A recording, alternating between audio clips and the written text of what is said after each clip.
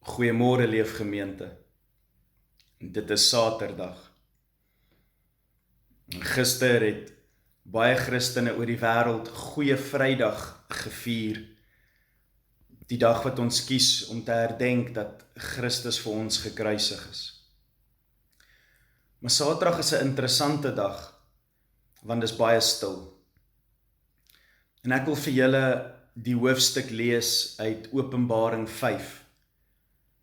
En ek wil hê julle moet iets hoor daarin. Ek lees vir julle. Die woorde van Johannes in Openbaring 5. Ek het toe in die regterhand van hom wat op die troon sit, 'n boekrol gesien, vol geskryf aan die binne en buitekant en deur 7 seels deeglik verseël. Hy het ook 'n sterk engel gesien en met 'n kragtige stem uitgeroep: Wie is waardig genoeg om die boekrol oop te maak, deur die seels daarvan te breek? Maar niemand in die hemel of op die aarde was in staat om die boekrol oop te maak of daarin te kyk nie. Ek het toe bitterlik gehuil, omdat niemand gekry is wat waardig genoeg is om die boekrol oop te maak of om daarin te kyk nie. Saterdag is hierdie bitterlike huil van Johannes. Julle moet onthou, dit is Saterdag. En Judas Iskariot voel so skuldig oor wat hy gedoen het. Hy pleeg selfmoord. Petrus, dis nou al die tweede dag wat Petrus moet saamleef, dat die laaste ding wat hy gedoen het aan sy Messias wat doodgemaak is hy het hom verraai, hy het hom vervloek. Al die disippels het weggehardloop en Jesus alleen gelos.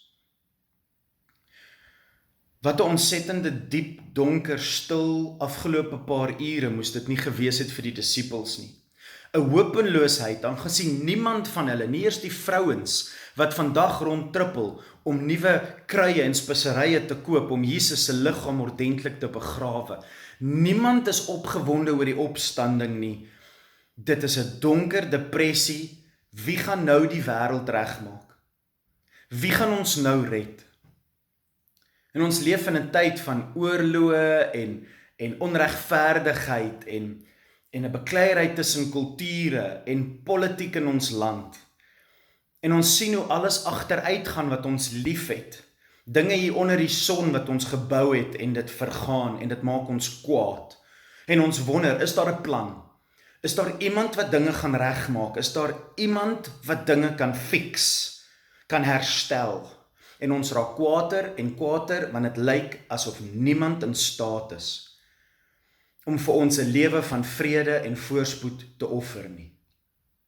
En Johannes skryf, hy huil bitterlik, want hierdie boekrol is vol name geskryf wat in Nehemia opgeteken is. En dis name van mense wat vir God werk en goed doen op aarde, en tog kan hulle name nie herstel word tot die eer en heerlikheid van die ewige lewe nie. En toe ewe skielik skryf Johannes die volgende. Hierdie is so mooi, luister mooi. Toe sê een van die ouderlinge vir my, hou op om te huil. Kyk, die leeu uit die stam van Juda, die nakomeling van Dawid, het oorwin en kan die boekrol en sy 7 seels oopmaak. Toe het ek tussen die troon en die 4 lewende wesens en tussen die ouderlinge 'n lam sien staan, soos een wat geslag is. Hy het 7 horings en 7 oë gehad en die 7 geeste van die aarde. Hy het toe vorentoe getree en die boekrol geneem uit die regterhand van hom wat op die troon sit. Hierdie is die Paasfeeslam wat die mag het om die boekrol te vat en God se plan in uitvoering te bring. Net toe hy die boekrol vat, het die 4 lewende wesens en die ouderlinge in aanbidding voor die lam neergeval. Elkeen het 'n sitar en 'n goue bak vol wierook vasgehou. Dit is die gebede van gelowiges. Toe sing hulle 'n nuwe lied met hierdie woorde: U is waardig genoeg om uit die boekrol te lees, om sy seels te breek, omdat U geslag is. U met U bloed mense vir God vrygekoop het. Uit elke geslag, elke taalgroep, elke volk, elke nasie. U het hulle vir ons tot konings en priesters gemaak. Toe het ek gekyk, en ek het die stemme gehoor van baie engele, wat rondom die troon gestaan het, as ook die lewende wesens en die ouderlinge. Hulle getal was duisende, eintlik miljoene der miljoene. Hulle het in 'n magtige koor begin sing. Die lam wat geslag is waardig genoeg om die mag en die rykdom en die wysheid en die sterkte en die eer en die heerlikheid en die lof te ontvang. Die hele skepping het toe opgestaan, die hele hemele en die aarde en onder die aarde en op die see en alles wat daarin bestaan, het toe begin sing. Aan hom wat op die troon sit en aan die lam kom toe die lofprysing en die eerbetoning en die heerlikheid en die krag vir altyd en altyd. En die 4 lewende wesens het toe gesê amen, en die ouderlinge het neergeval en hom begin aanbid.